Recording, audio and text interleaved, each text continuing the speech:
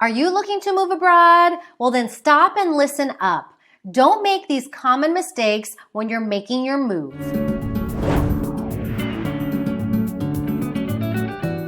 All right, well, if you're here, that means that a move abroad is on the horizon, and I am excited for you.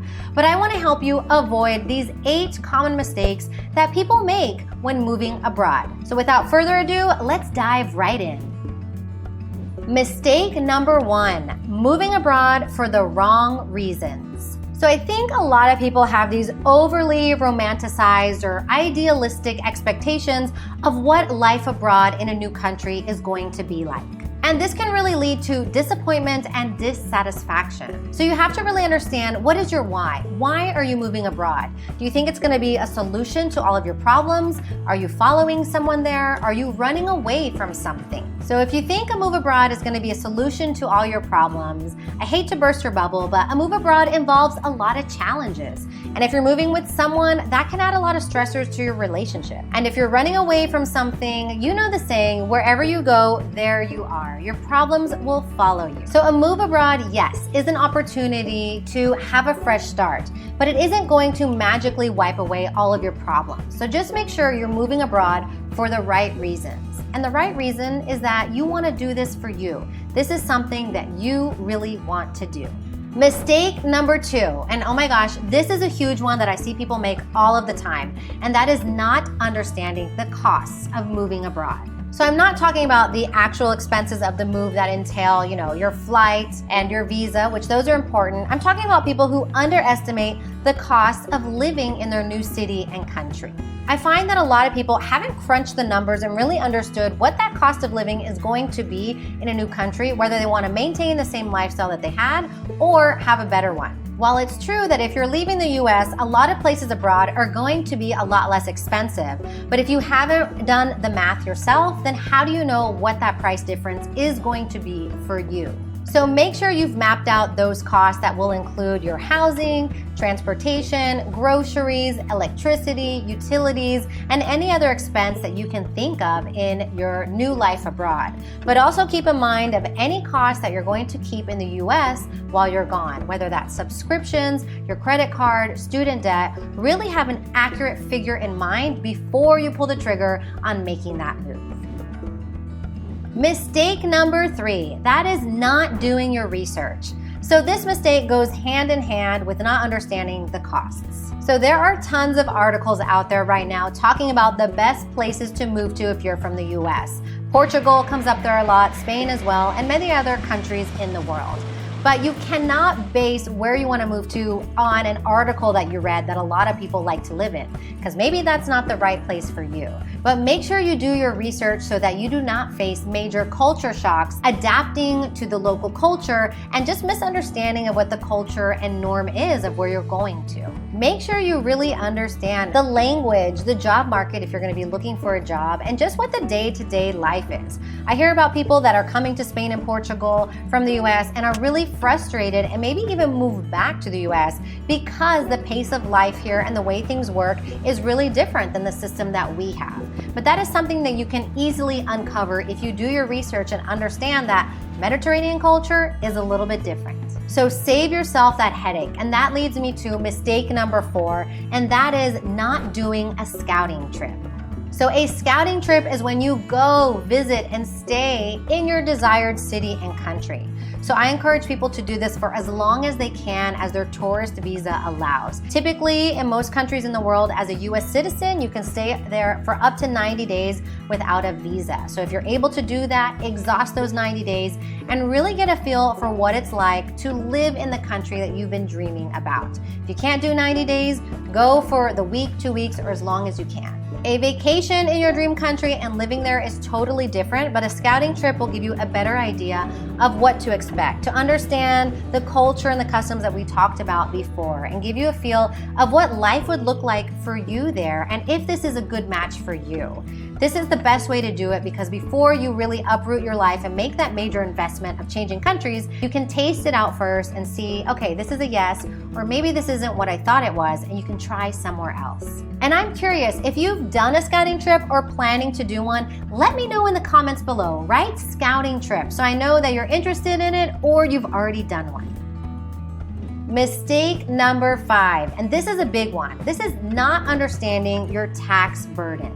So I can say that a lot of the people that I work with move abroad without fully understanding the tax situation, both back in the US and the requirements when they move abroad. I mean, I'm guilty of this too. When I moved abroad in 2015 at the age of 35, I didn't really understand what my tax implications would be in Spain. But since then, I have had to learn the hard way. By not fully understanding the tax situation, you probably won't be fulfilling the tax obligations and legal obligations that you need to back home and in the country you're going to be moving to, and that can lead to some legal issues and financial penalties. So as a US citizen, if you didn't know, you still have to file your taxes every year, no matter where you live in the world. So if you leave the US and live in Germany, you still have to file taxes in the US. That doesn't mean that you have to pay taxes every year. That will depend on many, many different factors.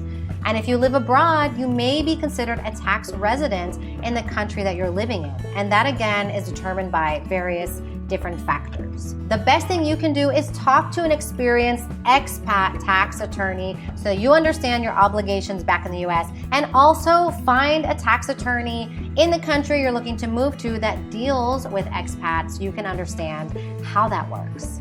All right, that leads us to mistake number 6, and that is spending too much money. So we talked about understanding the cost of living, but once you move abroad, what are you doing in practice, not just theory? Living abroad can feel like a wonderful dream life or vacation. And we all know what happens on vacation. All those budgeting rules get thrown out the window. So a lot of people, when they move abroad, they're excited. They want to try new things. They're meeting new people. They're having new experiences and also traveling while they're abroad. And all of that costs money, and that money goes fast. When you're having a good time, you may not be focused on how much money you're spending. So it's just really important to have a budget when you're living abroad and really stick to that. If you don't want to have a tight budget and live like every day is your last, well then just make sure you're prepared financially so that you're set up to live that way. Save as much money as you can before you move, and of course understand where your income is coming from once you move abroad.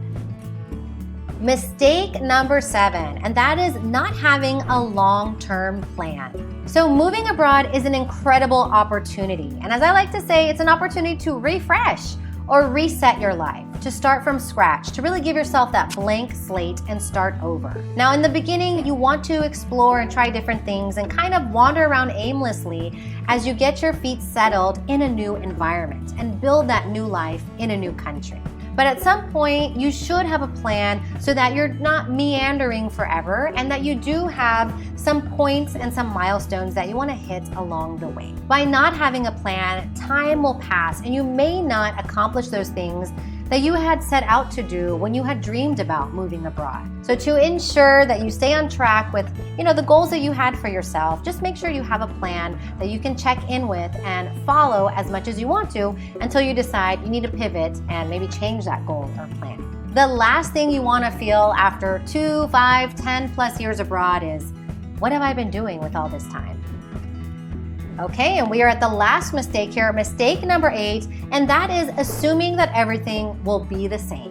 So I am shocked by how often Americans who move abroad kind of assume that it's going to be the same as the US, but just a different language. And that couldn't be further from the truth.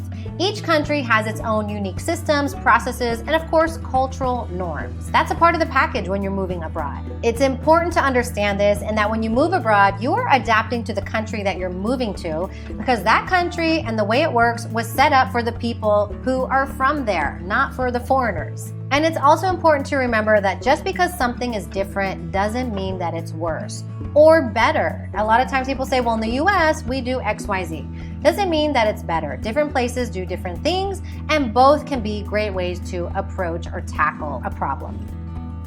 All right, and that is it. If you made it this far, my name is Cepee, rhymes with Peppy from SheHitRefresh.com, and I help women age 30 and over move abroad.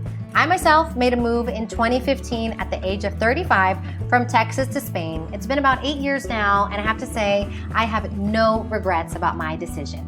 If you need some extra resources to help you with your own move, if you want to move to Europe, check out my digital book, I'm Outta Here, An American's Ultimate Visa Guide to Living in Europe, where I break down the 18 easiest countries to move to based on viable visa options. And if you're a woman aged 30 and up, I encourage you to join my next Move Abroad Masterclass. You can find the information below, and join my free Facebook community where you can meet over 11,000 like-minded women, find support, resources, and information to help you with your own move abroad. And as always, if you enjoyed this video, please give me a like, subscribe to my channel, and turn on notifications so that you don't miss out on any future Move Abroad content.